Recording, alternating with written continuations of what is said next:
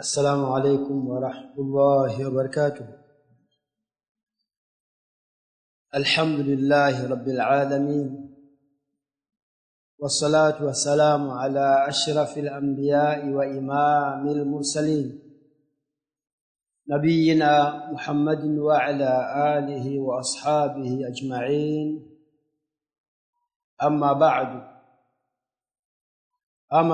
baada ya kumshukuru Allah subhanahu wa ta'ala na kumtakia swala na salam mtume wetu Muhammadin sallallahu alayhi wa alihi wasallam,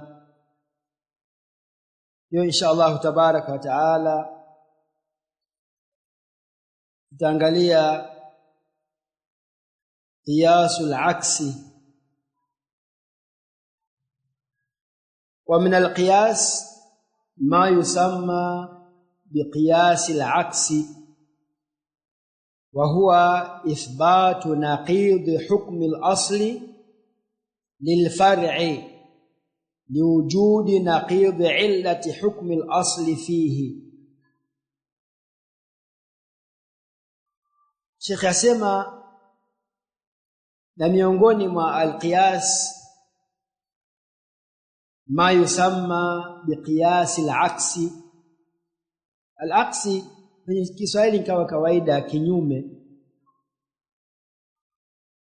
hapo ni lughatan, kwa maana kinyume cha kitu fulani, ambapo pia hata katika maelezo yake anasema wa huwa ithbatu naqidhi hukmi al-asli, ni kuthibitisha kinyume cha hukumu ya asili,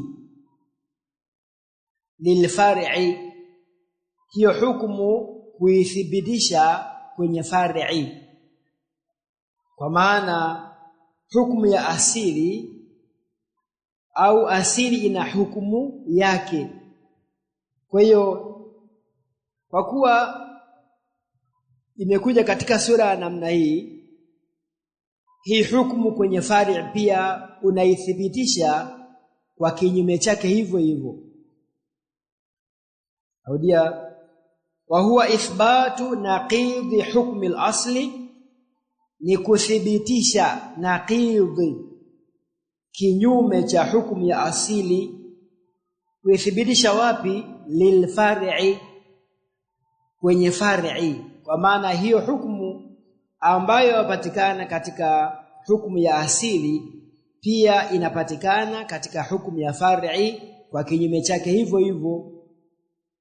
Kwa nini? Liwujudi naqidh illati hukmi al-asli fihi, kwa kule kupatikana kinyume cha illa ya hukumu ya asli fihi ay fil far'i. Atatupa mfano itakuwa wazi zaidi. Wa mathalu lidhalika biqaulihi sallallahu alaihi wasallam, kisha tusoma ta'liq, wa fi bud'i ahadikum sadaqa, katika tupu ya mmoja wenu kuna sadaka. Yani maana Muislamu anapofanya tendo la ndoa na mke wake wa halali, anahesabika yuko katika ibada na anahesabika katoa sadaka pia. Qalu, masahaba wakasema, ya Rasulullah, ewe mtume wa Allah, ayati ahaduna shahawatahu, hivi anaendea mmoja wetu matamanio yake, wayakunu lahu fiha ajrun, kisha awe ana katika kutekeleza haja yake ya kimatamanio apate ujira?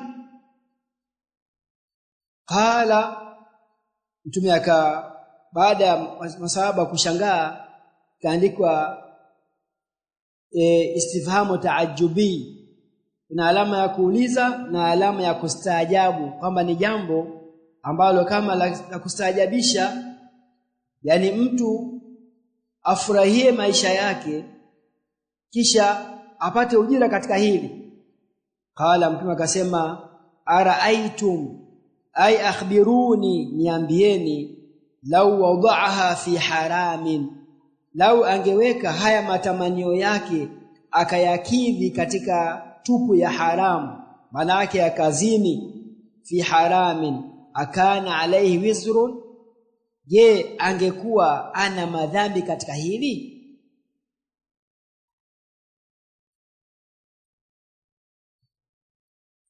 Nukta hii, araaitum law wada'aha fi haramin, hapa pana hukumu ya asili ya uharamu wa zinaa.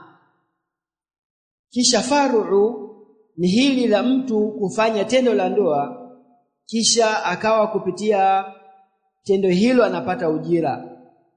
Mtume akawaambia, fakadhalika, hivyo hivyo kinyume chake. Maana yake kinyume chake, idha wada'aha fil halali kana lahu ajrun, akiweka matamanio yake katika halali ana yeye ujira. Kama mlivyohisi kuwa anapofanya tendo la ndoa apate ujira katika hili, hebu angalieni, je, tujalie kafanya uchafu wa zinaa, je, mtu huyo apata nini? Manake apata dhambi.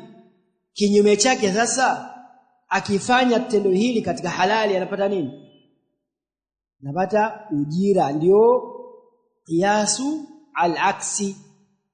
Kinyume chake, kama angefanya kwenye haramu angepata dhambi. Hebu niambieni, kafanya kwenye halali, maana yake atapata nini? Atapata ujira. Ndio maana Sheikh akasema, huwa ithbatu naqidhi hukmi al-asli, ni kuthibitisha kinyume cha hukumu ya asili. Hukumu ya asili ni kwamba mtu akifanya tendo la zinaa au akikidhi matamanio yake anapata dhambi. Kinyume chake sasa ni kupata tendo la nini? La halali, apata nini? Apata thawabu. Hukumu iliyokuwa katika asili inaelezea uharamu wa uchafu wa zinaa. Kinyume chake akifanya katika halali inakuwa kuwaje? Anapata dhambi pia Hapana, apata thawabu na ujira. Kwa nini? Kwa sababu yuko katika tendo la halali. Kwa ndio maana ya qiyasul aksi. Hukumu iliyokuwa katika al-aslu kinyume chake inakuwaje? Ndio hii. Ile hukumu inathibitishwa lilfari'i, kwenye fari'i, liwujudi naqid illati hukmi al-asli fihi, kwa kule kupatikana kinyume cha hukumu ya asili, fihi ay fil far'i. Upande wa hukumu ya asili na hukumu yake, kinyume chake sasa inapatikana katika nini? Katika al-far'u. Tuje katika ta'liq. Qala Ibn al-Qayyim rahimahullahu ta'ala, fa inna al-qiyasa naw'ani, kuna qiyasu tardin wa qiyasu aksin. Qiyasu tardin يقتضي إثبات الحكم في الفرع لثبوت علة الأصل فيه. قياس طرد يقتضي أي يوجب ويلزم نapelekea إثبات الحكم في الفرع, kuthibitisha hukmu katika far'i. Kwa nini? lithubuti illati al-asl fihi, kwa kule kuthibiti illa ya asili fi aina fil far'i, kwa kuwa asili ina hukumu yake na illa yake, na tunaona hii illa pia katika far'u yapatikana. Kwa kuwa yapatikana, hukumu iliyokuwa katika asili kamthibitishia nani? Far'u pia, kwa kuwa nini? Illa au alqasim almustarak baina ya maeneo mawili kwenye far'u inapatikana, katika asili pia inafanyaje? Inapatikana. Narudia mara ya karibu na mwisho. Karibu na mwisho maana inawezekana nikarudia tena, karibu na mwisho. Qiyasu tardin yaktadhi, inawajibisha, inapelekea, muktadha yake ni nini? Ithbat al-hukmi fil far'i, ni kule kuthibitisha hukumu kwenye far'u. Na kwa nini tuithibitishia hukumu hii far'u? Lithubuti illati al-asli fihi, kwa kule kuthibiti illa ya asili fil far'i. Kwa kuwa katika far'u kupana illa, katika asili kupana illa iliyopelekea hukumu fulani ipatikane, tutafuta kwenye far'u pia illa hii yapatikana, ndiyo yapatikana. Kwa hukumu ya asili tuampa pia nani? Al-far'u. Ndio tukaona baadhi ya mifano upande wa al-burri ambayo ndio asili, ukaiunganisha na aruz au na adhurra. Hii hukumu inayopatikana kwenye asili ya uharamu wa riba, ikiwa kuna ziada, basi tuangalia, je, katika hukumu ya asili pana illa gani iliyopelekea uharamu wa hili? Pana illa fulani, tutaiangalia, je, kwenye far'u yapatikana? Ndio yapatikana. Kwa kuwa yapatikana, hukumu ya huku pia tumpachika na nani? Na al-far'u, ndio qiyasu at-tardi. Wa qiyasu aqsin yaktawi nafy al-hukm 'an al-far'i linafi illati al-hukm fihi, inapelekea kukanusha hukumu 'an al-far'i, yani far'i kuikanushia hukumu, kuiondoshea hukumu, linafi illati al-hukm fihi, kwa kuwa illa ya asili kwenye far'u pia haipo. Yani huku usimekanusha kwenye asili, pia mkanushie nani? Al-far'u. Manake kuna mazingira mangapi? Mawili. Ndio maana ahlul ilm nasema al-hukmu yaduru ma'a illatihi wujudan wa adama. Ikiwa asili ina hukumu fulani, umemthibitishia asili hukumu, basi pia wewe uthibiti kwa nani? Kwa far'u, si ndio? Ikiwa umekanusha hukumu kwa asili, pia kwa far'u ufanyaje? Ikanusha. Ndio maana ya al-hukmu yaduru, hukumu inazunguka ma'illatihi, pamoja na illa yake, wujudan wa adama. Wujudan ni qiyasu tardin, adaman qiyasu aksi. Kwa kuwa umethibitisha kuwa hapa hakuna hilo kwenye asili, pia kwenye far'u ikanusha hii hukumu.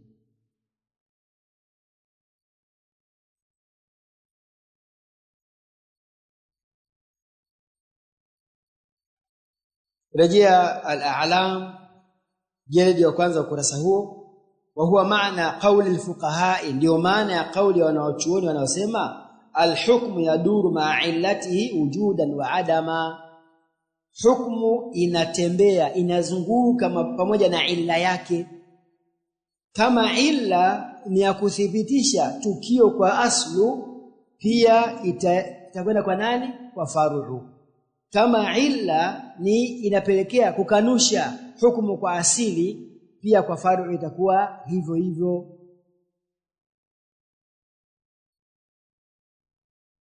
Pia akakuelekeza wanzur al-fatawa mjadi wa 9 ukurasa huo.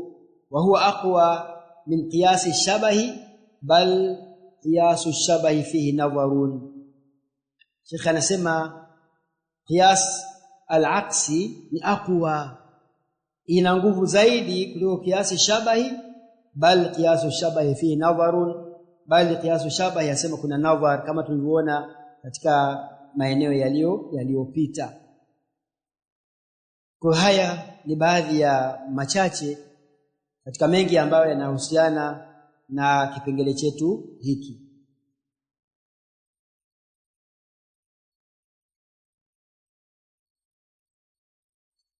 فأثبت النبي صلى الله عليه وسلم للفرع تمانزيا وهو الوطء الحلال نقيض حكم الأصل، وهو الوطء الحرام لوجود نقيض علة حكم الأصل فيه. أسمى أمثبتشا متومي عليه الصلاة والسلام للفرع ويثبتشا فرع nini hajaeleza. Akaeleza kwanza alichokithibitisha ni kipi, wa huwa alwatu alhalal, huku upande wa far'u ni kule kuingilia kwa halali. Hakuthibitishia nini? Naqidha hukmi al-asli, kinyume cha hukumu ya asili. Wa huwa alwatu alharamu, kule kuingilia kwa haramu, liwujudi naqidhi illati hukmi al-asli fihi, wa kule kupatikana kinyume cha illa ya hukumu ya asili fihi fil far'u. Kama huku imethibitika, pia huku itathibitishwa vile vile. Wa athbata lilfar'i ajran, tathibitisha katika far'u ambayo ni kule kuingilia kwa halali, na kuthibitishia hukumu au ujira, li'annahu wat'u halalin, sababu ni kuingilia kwa halal. Kama anna fil asli wizran, li'annahu wat'u haramin, kuingilia kwa haramu, au wat'un haramun kama ataka uisifie pia inafaa. Kwa kuwa huku nako kuna madhambi na adhabu na mateso, kwa kuwa ni kuingilia kwa njia ya nini? Njia ya haramu. Haya ndio maelezo mafupi yanahusiana na kipengele chetu hiki. Narudia kwa makusudi kwa sababu najua fani ni inahitaji kidogo umakini na utulivu wa hali ya juu, ili ukitoka nayo ukafanye muraja, usitosheke kuwa nishalielewa nitakaa hata mwezi mzima. Hapana, inawezekana ukakaa baada ya siku 2-3 ukajikuta kila kitu ukisoma unachikielewa. Kwa ni muhimu kupitia mara kwa mara. Hata sisi pia tuwapitia, utosheke kwa nishakisomesha mara ya pili, ya 3, ya 4 na kikae tu. Hiyo kawaida hiyo ni kubweteka, utakutana na vitu hujavitegemea. Sasa lazima ujiandae mapema. Naam. Baada ya mambo ya qiyas, tuje katika at-ta'arud. At-ta'arud ta'rifuhu. At-ta'arud lughatan at-taqabulu wat-tamanu'u. At-ta'arud katika lugha ya Kiarabu ni at-taqabulu, kule kukabiliana. Lakini mfano labda tujalie inatoka gari tashirifu inatoka huku na charo huku, kisha akajikuta yameelekeana uso kwa uso, maana kila mmoja limemzia nani mwenzake, hawezi kupita. Lazima wakubaliane kwanza, wewe rudi nyuma, kila hapa nini kupita. Ndio ataka bulu watamanu, kule kuziana. Hii ni lughatan. واصطلاحا تقابل الدليلين بحيث يخالف احدهما الاخر. Kwa kule kupingana, sasa kupingana dalili mbili kwa vile inakhalifu mojawapo kuikhalifu nyingine. Jalie kwamba mfano hii inathibitisha, hii inakanusha, tayari kuna nini? Kuna taarudu. Na ahlul ilm wanasema hii taarudhu katika nusus, imma Qur'ani au Sunna, hakuna taarudhu isipokuwa ufahamu wa mujtahid. Lingana na ule uchache wa ufahamu wake, baada ya kuzidurusi nasi akagundua kuna nini? Taarudhu, lakini asili yake hakuna taarudhu katika nasi. Wewe imetokea kwa sababu gani? Kapambana, katumia juhudi, mwisho asiku akaona mbona kama kuna mgongano baina ya nasi mbili hizi. Kwa kuwa kaliona hilo ni mujtahid, tabidi watuwekee nini? Mlango wa taarud. Sababu kama mujtahid kaona hivyo, je, mimi na wewe mbabi au la? Kwa katuwekea mlango wa taarud kutusaidia sisi wanyonge. Wa aqsamu taarud arba'atun. Alqismu alawwal, mafungu ya taarudh ni manne. Kule kupingana kwa nasi, kila mmoja inamzuia mwenzake, huyu anathibitisha, huyu anakataa, kwa hivyo vinakataana. Alqismu alawwal an yakuna baina dalilaini ammaini, taarudhu iwe baina dalili mbili ammaini, al-aam wal khas, ndio narudi kule kwa mwanzo. Laki usul fiqh ni kama vile nahau, ni kullun la yatajazza, ni yote haigawiki. Umshamaliza am basi shamaliza nayo, ushapona. Huko mbele utakutana nayo tena. Kama hujafanya muraja ndio waanza kujiuliza, na ndio tuuliza maswali katika maeneo kama haya. Hii ni maana ya am. Mwisho majibu yanakosekana, tunaanza kusemana lakini hatutauliza kwa hapa. Najua hamna maandalizi. Ayakuna baina dalilaini, iwe baina ya dalili mbili amaini ambazo ni am na am. Sawa? Walahu 4 halatin. Taarudhu ya design hii ina hali 4. Imekuja nas ni am, nyingine ni am, zinapingana. Kwa hiyo hali ya kwanza, an yumkina aljam'u bainahuma, iwezekane kukusanya baina ya nasi mbili hizi.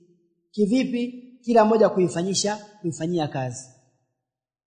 Bihaithu yuhmalu kullun minhuma ala halin, kwa vile ibebeshwe na ichukuliwe kila moja miongoni mwa dalili mbili hizi, ala halin, ibebeshwe hali fulani.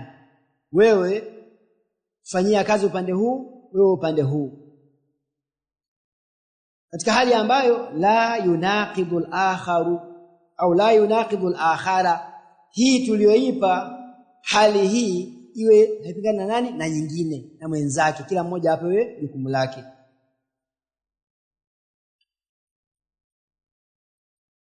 Ayumkina al-jam'u bainahuma bihaythu yuhmalu kullun minhuma ala halin. Unapumua kidogo hapo.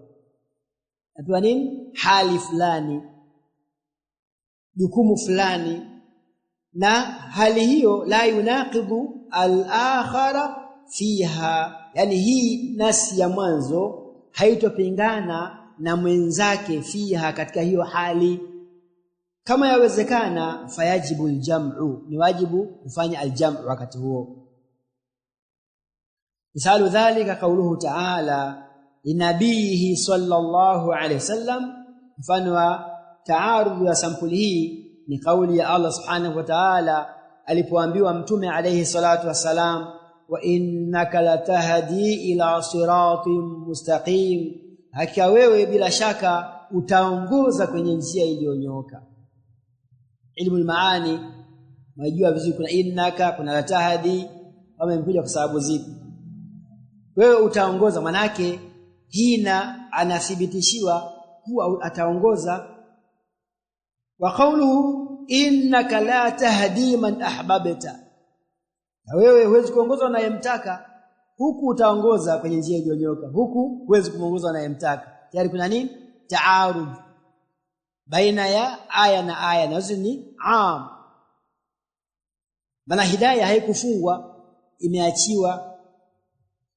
Wal jam'u bainahuma, na jam'u baina nasbili hizi, anna al-ayata al-ula, kwamba aya ya kwanza yuradu biha hidayatu dalalati ila al-haqqi, inakusudiwa kule kuongoza, kumfahamisha mtu, kumbainishia mtu haki. Utaongoza kwenye njia iliyonyoka, kwa maana utawabainishia haki na njia ya kufuata ni ipi. Wa hadhihi thabitatun lirrasuli sallallahu alaihi wasallam, na hili ni lenye kuthibiti kwa mtume alayhi salatu wasalam, kuwafahamisha watu, kuwaongoza watu kwenye haki, bila shaka fihi. والآية الثانية يراد بها هداية التوفيق للعمل, kuwa wewe kumwafikisha mtu kwa kumlingania tu atende, hii si kazi yako. Kwa kazi yako ni kufahamisha, muonyesha hii ni njia, fuata 1 2 3. Ama kwenye utendaji, hii ni achie nani? Hii Mola wako. Kwa tayari umefanya aljam'u baina ya nasi hizi mbili, kila moja umeipa hukumu ala hali, na ukiangalia ile ya kwanza imepewa hali fulani, haipingani na hali ya aya ya pili. Kila moja imepata kazi yake na maisha yanaenda. wa hadhihi biyadillahi ta'ala. Hidayatu tawfiq hii katika mikono ya Allah subhanahu wa ta'ala, la yamlikuha ar-rasul sallallahu alayhi wasallam, haimiliki hidayah hii mtume alayhi salatu wassalam. kule katika taqabulu ad-dalilaini bihaythu yukhalifu ahaduhuma al-akhar, kuna namba moja asema al-aslu anna al-adillata as-sahihata la ta'aruda bainahuma wa inma yahsulu dhannu al-mujtahid annahuma muta'aridani li umurin. Asili kwamba dalili ambazo ni sahihi huwa hazigongani, hakuna kugongana baina yao, ndio asili. Sasa je, hii ataarudh kutoka wapi? Asema wa inama, akiwa pala vingine yahsulu dhannu almujtahidi, inatokea hasa dhana ya mujtahidi. Sasa yeye dhana yake, juhudi yake imefika mwisho, akawa afanyeje sasa? Annahuma mutaaridhani, kwamba bana hapo pana taarudh baina ya nasi na nasi. Kwa nini? Li umuri, kwa mambo yafuatayo. Kwanza alqusuru fil ilmi biha. Alqusuru manake ule uchache katika elimu biha, kupitia dalili ambazo ni sahiha. Manake uwezo umefika wapi? Umefika mwisho. Pia alqusuru fil fahmi,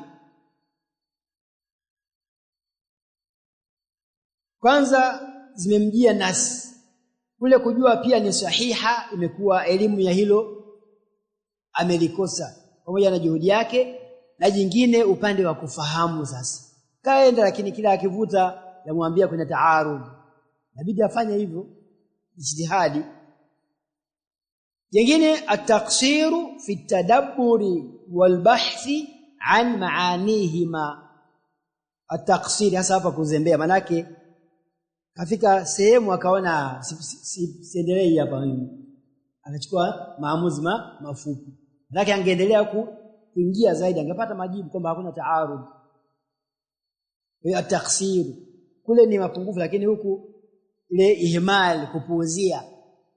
At-taqsiru fi at-tadabburi wal bahthi, kule kupuuzia katika tadabbur, kukaa na kuzingatia kwa undani zaidi na kufanya tafiti za kina kuhusiana na maana ya nasi mbili hizi, ili pia limepelekea izalike nini? Izalike at-taarud. Wanzur sharh ash-shaykh, kitabu hicho jaladi huo, tafuti kwenye internet. Huko asema idha amkana al-jam'u lam yajuz ihdaru al-adilla, ikiwezekana kukusanya haito juzu kuiporomosha dalili, kuimwaga kama dalili hii ikae kando, tutumie ile ambayo inawezekana. Inawezekana jamu lazima ifanyiwe kazi hiyo. Na nyinyi mnakumbuka pia katika Sahih Bukhari na Muslim, tafsir al-Allam, hadithi ya Abu Ayyub al-Ansari na Ibn Umar, ndio ile ya mwelekee shadika au gharibu na raqitu maarufu. Inaonekana kwamba hizi zote zawezekana kuzifanyia aljam'u. Akafanya jam'u, ikaonekana ya Ibn Umar ifanye kazi maeneo kadhaa, ya Abu Ayyub ifanye maeneo kadhaa, ambayo pia nimesoma kwa tafsiri. Hii imewezekana aljam'u. Ndio maana wanachuoni hawakusema hapo bana tuangalie hii, kwa kuwa kaonekana anafanya hii, tuporomoshe Abu Ayyub Ansari, watu wakiingia chooni wafanye wanavyotaka. Kama hii ifanyiwe kazi Abu Ayyub, ukiwa porini huko jitahidi usielekee wapi? Kibla, wala kuipa mgongo kibla. Ama ukiwa kwenye marahib hizi, kama imeshindikana kujipinda, basi ya Allah ilibuniani elekea huko. Lakini wasaizi wengi mafundi pia wanakuwa na akili, kutenga vyo lazima tundu waelekeze huko. Sasa ni wewe mwenyewe labda uamue umeelekea huko na wewe hasa ni wewe manake, lakini wanajitahidi kufanya juhudi kwa ajili ya kutuepusha na hizi kuchukua ihtiyata. Kama jambo limekatazwa, basi ibakie katika mazingira hayo. Kwa hii ni sura ya ataarudhu katika dalili ambayo ni am.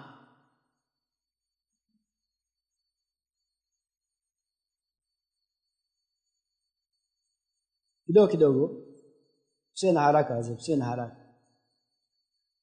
na shiba na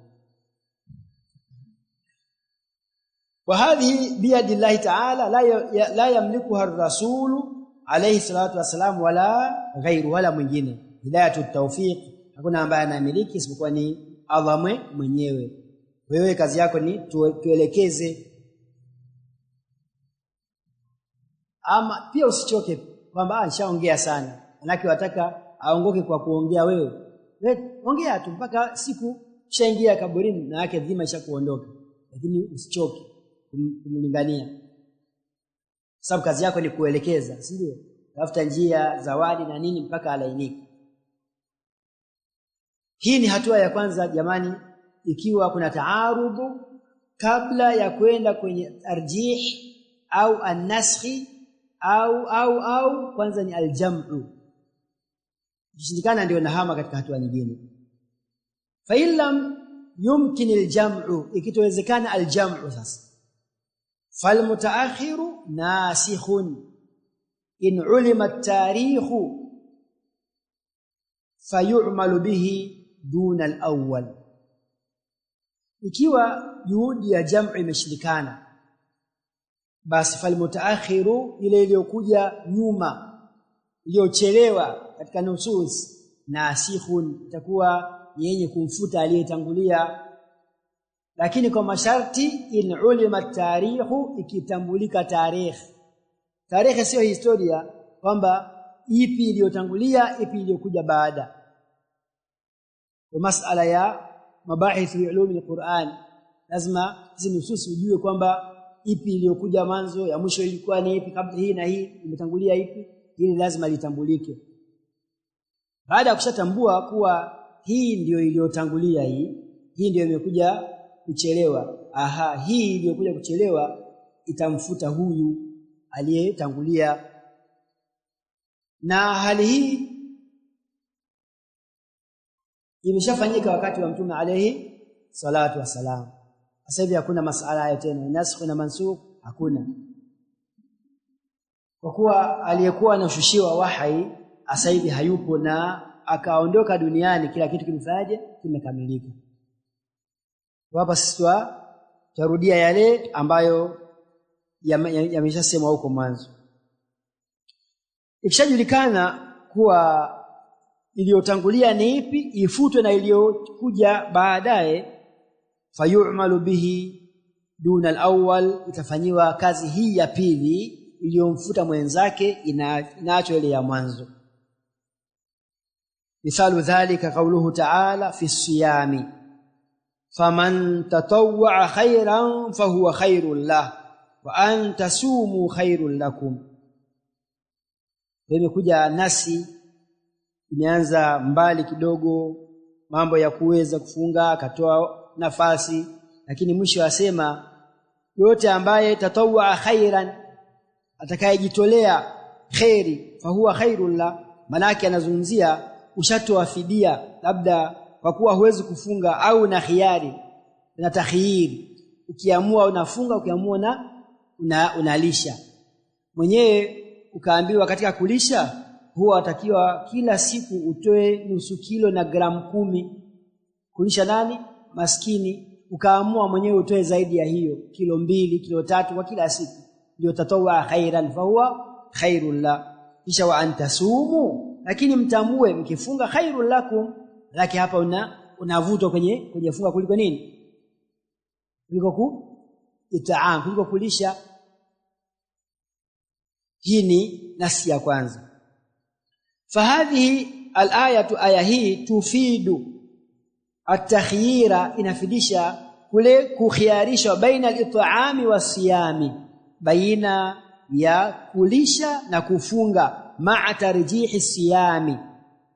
Tarjihi ni ile wa antasumu, manake ndani ya hii nasi una murajjihun, dalili ambayo inaonyesha kumbe kufunga ni bora zaidi, lakini bado uko katika nini? Katika khiari. Sawa, wa qawluhu ta'ala ikaja aya nyingine hasa faman shahida minkum ash-shahra falyasum wa man kana maridan aw ala safarin fa'iddatun min ayamin ukhra wa man shahida minkum ash-shahra ambaye hadara minkum ash-shahra ambayo utamhudhurikia mwezi kwa maana mwezi ukahudhurika na yeye yuko hai falyasumu nikuja falyasumu basi afunge.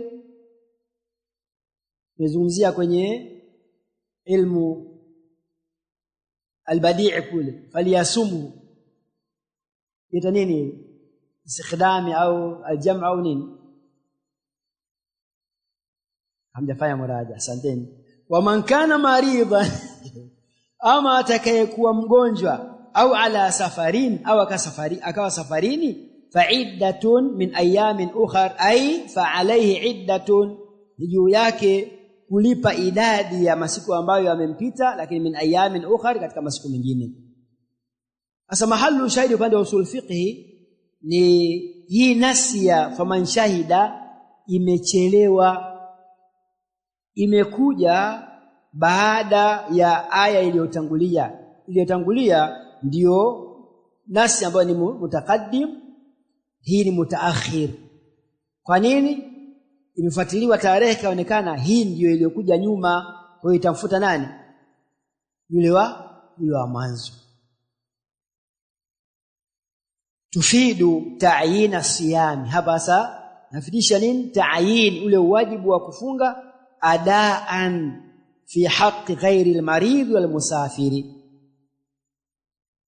inafidisha ulazima wa kufunga tena adaan. Katika utekelezaji wa ibada kuna sura kama tatu. Kuna al-ada'u, kuna al-qada'u na al-i'ada. Neno adaan nisipite hivi neno la kifiqhi na maana kubwa. Kuzungumzia adaan maana yake ni kutekeleza ibada ndani ya wakati wake. Ndio hata wale wanaonuia na waitu anusallia faradha salati dhuhri adaan lillahi ta'ala. Kwa nini haikusemwa hivi japokuwa haifai kutamka ndio adaan kwa maana hii swala na iswali ndani ya wakati wake. Kwa ninapozungumzia kuwa inaonyesha ulazima wa kufunga tena adaan kuifunga Ramadhani ndani ya wakati wake ndani ya mwezi mtukufu wa nini wa Ramadhani. Aya hii inaonyesha hivyo. Tena fi haqqi ghairi al-maridhi katika haki ya asiyekuwa mgonjwa wal musafiri na aliyekuwa msafiri. Lakini wakati huo pia inaonyesha uwajibu wa kutekeleza ibada ya funga wa qadaan fi haqqihima na kuilipa katika haki ya nani ya mgonjwa na msafiri kwamba wao watakiwa wafunge kwa lazima lakini kuja kulipa funga hii nje ya nini nje ya wakati baada ya kuwa wamepona. Tuko sawa ambao tuna al-i'ada ni kuirudia ibada baada ya kuona kasoro fulani ndani ya wakati wake. Msali salatu dhuhuri umemaliza baada ya salamu wajikuta mguu kuna baadhi ya sehemu hajaingia nini maji. Kumbuka wailul laqabi minan nar kwenda kutawadha tena kaja kuirudia swala ndani ya wakati wake ni al-i'ada kwa kuwa umeirudia ndani ya wakati wake. Hiyo ndio al-i'ada na al-qada'u na al-ada'u.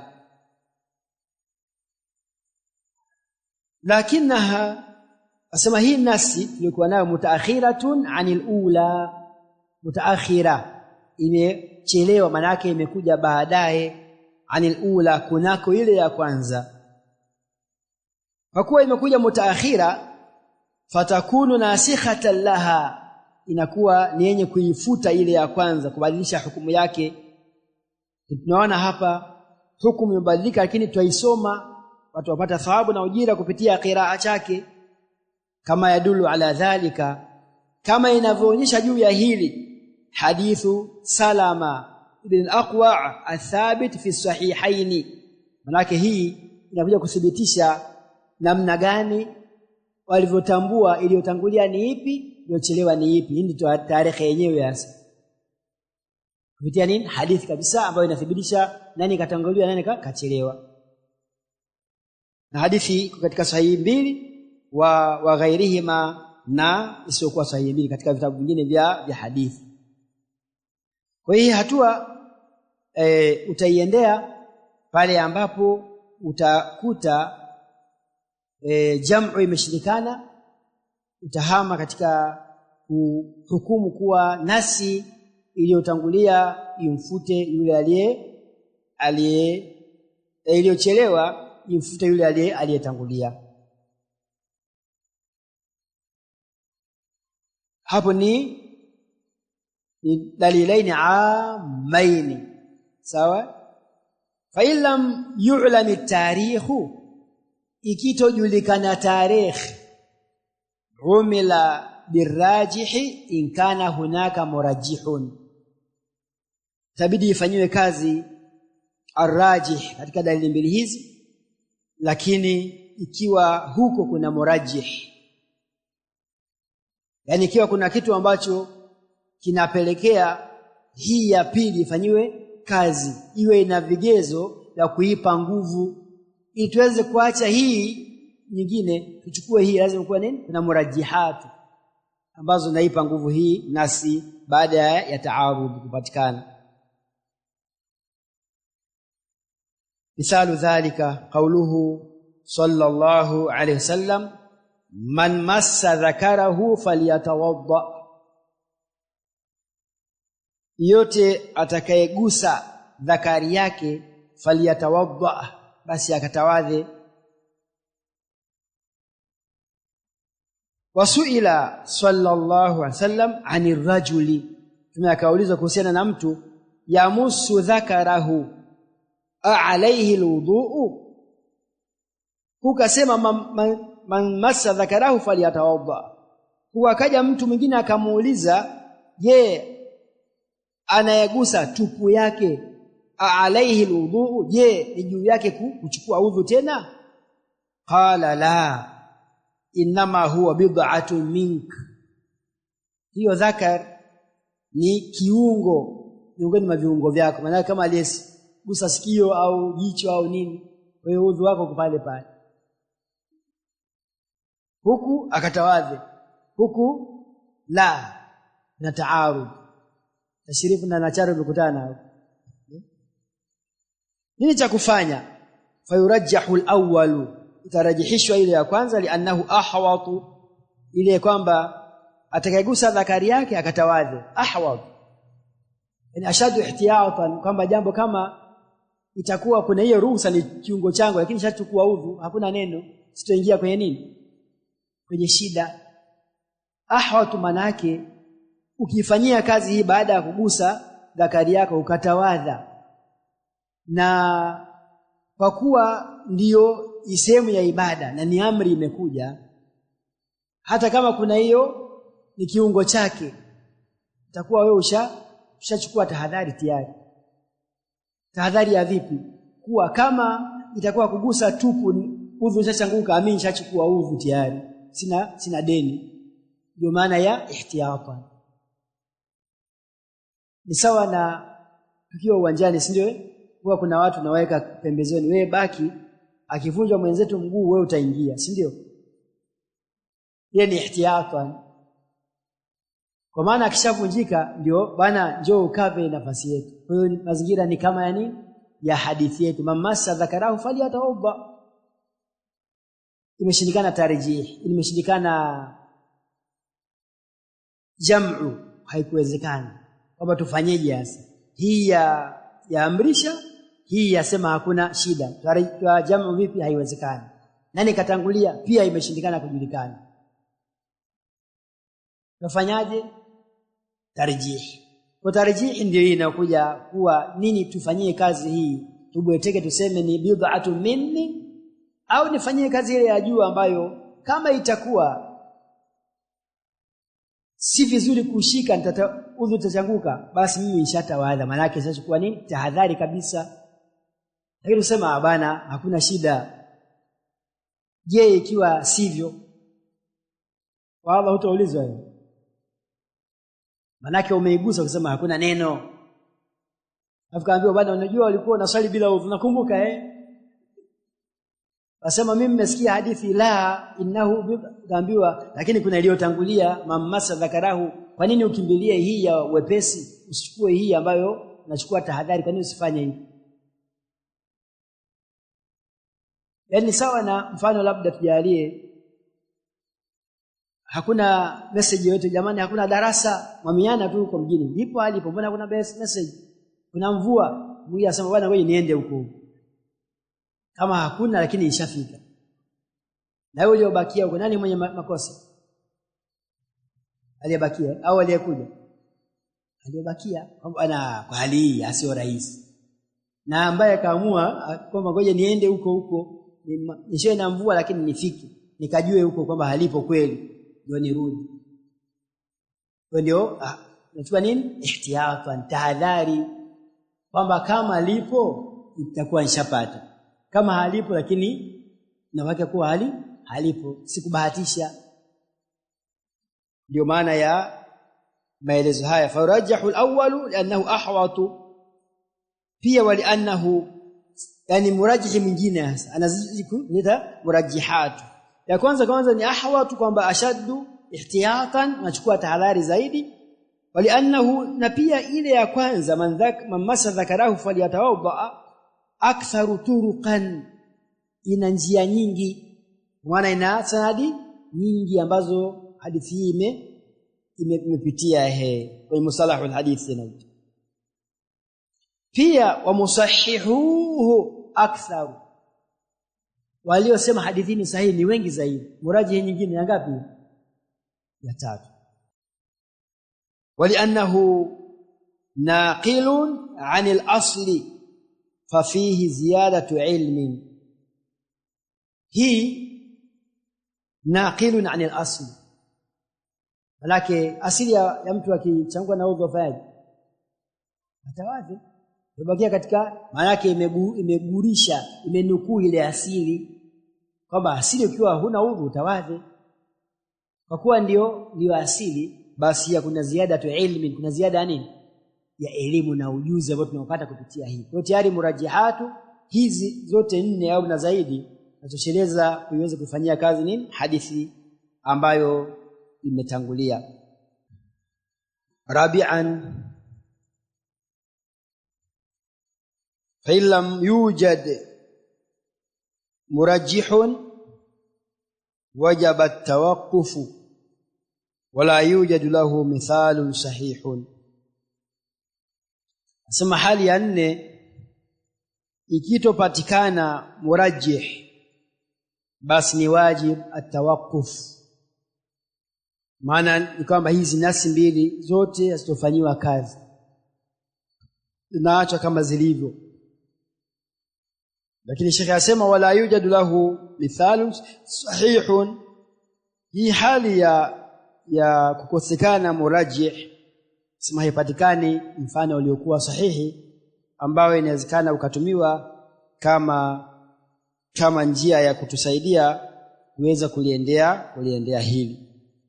Lakini tushatambua kuwa ikiwa kuna taarudu baina dalilaini amaini, nini kinachotakiwa kifanyike kabla ya ihdaru al-adilla? Itafanywa jam'u kama inawezekana.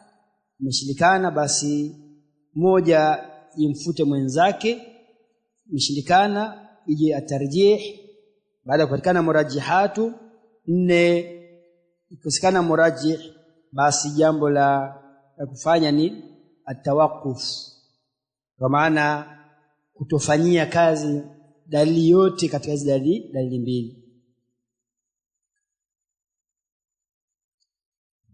Alqismu thani, watumaliza, ayakuna taarudu baina khassaini, hiyo taarudu baina ya dalilaini khassaini ambazo alkhasu imeelezewa lughatan wa istilahan. Falahu 4 halatin, hii pia ina hali nne aidan vile vile. Alhalatu alula an yumkina aljam'u bainahuma, iwezekane kukusanya baina ya dalili mbili hizi. Ikiwezekana hilo, fayajibu aljam'u, basi ni wajibu kufanya aljam'u. Mithaluhu, mfano wake hadithu Jabir radhiyallahu anhu, ni hadithi ambayo ameisimulia Jabir bin Abdullah, Mwenyezi Mungu amridhie, fi sifati haji nabii sallallahu alaihi wasallam, katika kuelezea sifa ya hija ya mtume alayhi salatu wassalam.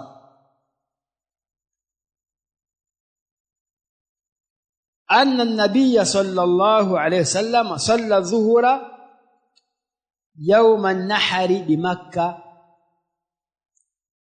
kwamba mtume alayhi salatu wassalam aliswali swala ya dhuhuri siku ya an-nahr, siku ya kuchinja, ambayo ni mwezi 10, tena kaswalia pale Maka, sio Mina.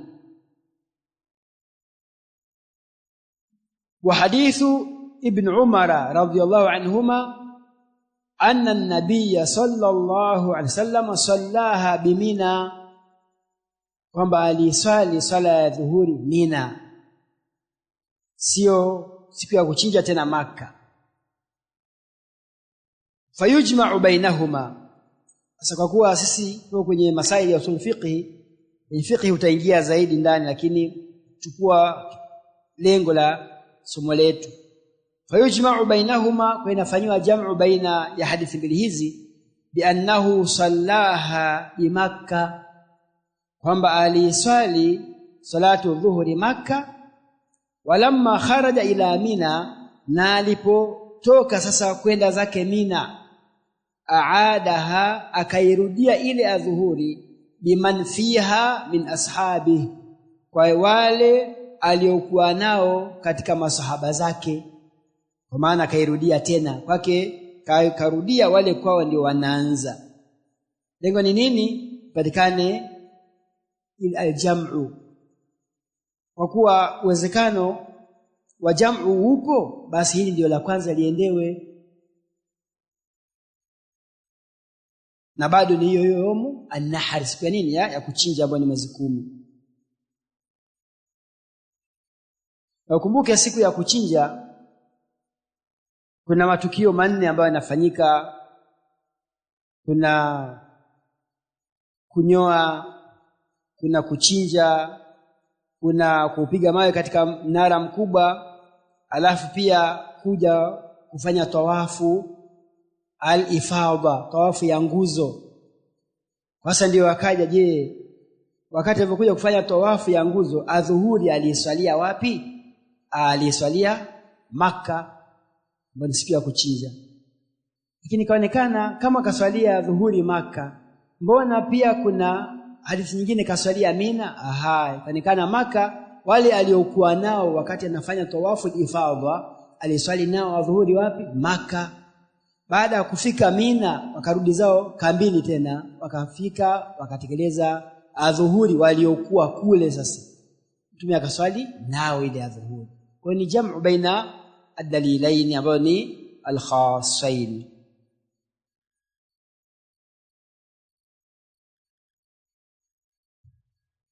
fa illam yumkin al-jam'u fathani nasikhun in ulima at-tarikh. Ikitowezekana aljam'u, basi dalili ya pili itakuwa imeiondosha na kuibadilisha hukumu ile ya kwanza. Mithaluhu qawluhu ta'ala ya ayuhan nabiy. We makini kidogo hapa, nitauliza maswali sababu na kwenda kwenye tarjama na maswali nitayadokeza kidogo hapo, kwa hiyo mnisaidie. Ya ayuhan nabiy, ewe nabii, inna ahlalna laka azwajaka, hakika tumekuhalalishia wewe wakezo, allati ambao ataita ujurahunna, ambao umewapa mahari zao, ujira wao.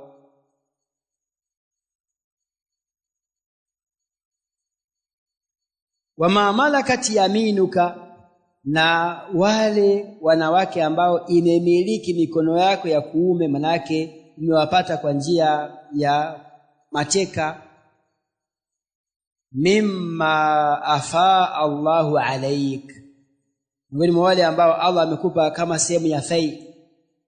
Maana al-fai tumejifunza kuwa ni watu wanapoingia vitani, kabla ya vita makafiri wakakimbia, ile mali ambayo inaachwa inaitwa nini? Al-fai. Kwa hiyo pia mimma afa, katika vile ambavyo Allah amekurejeshea alaika, juu yako, katika hao mateka. Wa banati ammika wa banati ammatika, pia ni halali kuoa mabinti wa ammi zako na mabinti wa ammatika, ambao ni kina nani? Shangazi wa wadogo, shangazi zako.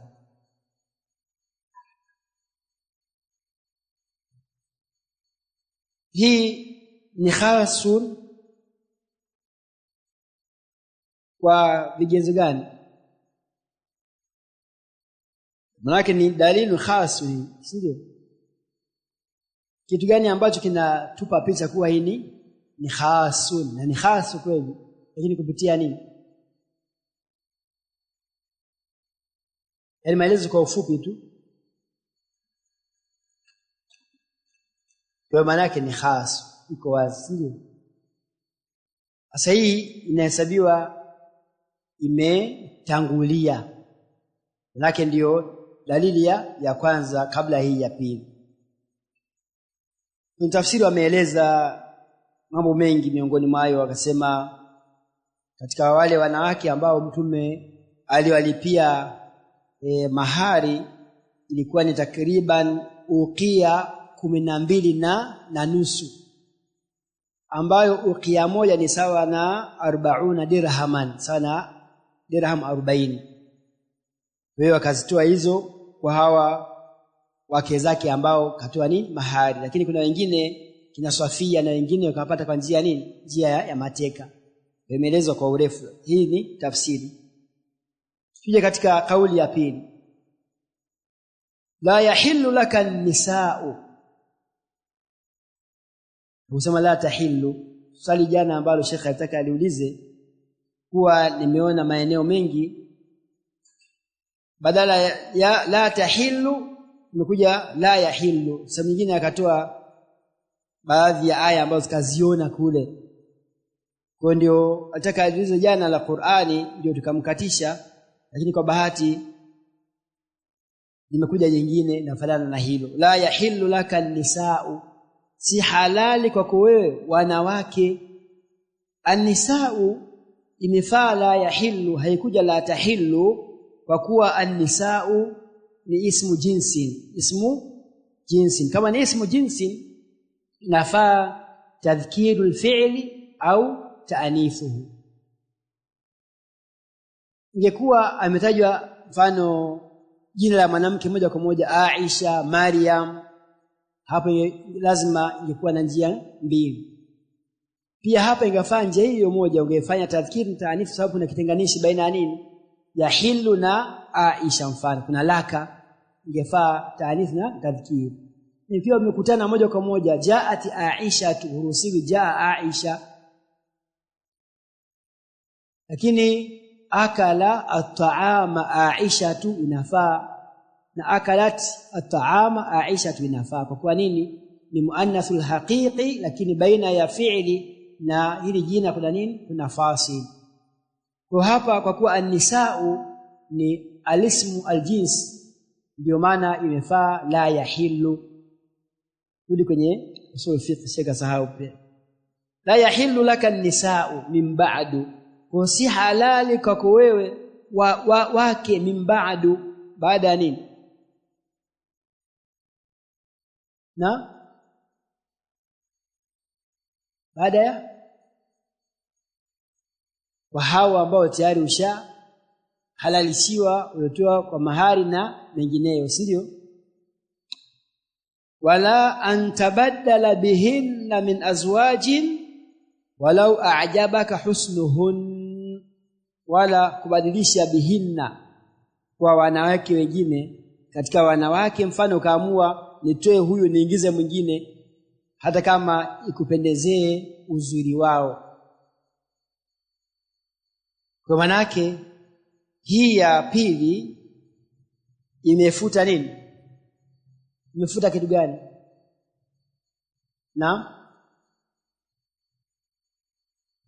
siko wazi za wanao, kuna imefuta nini? Hukumu au tilawa? Hukumu ipi?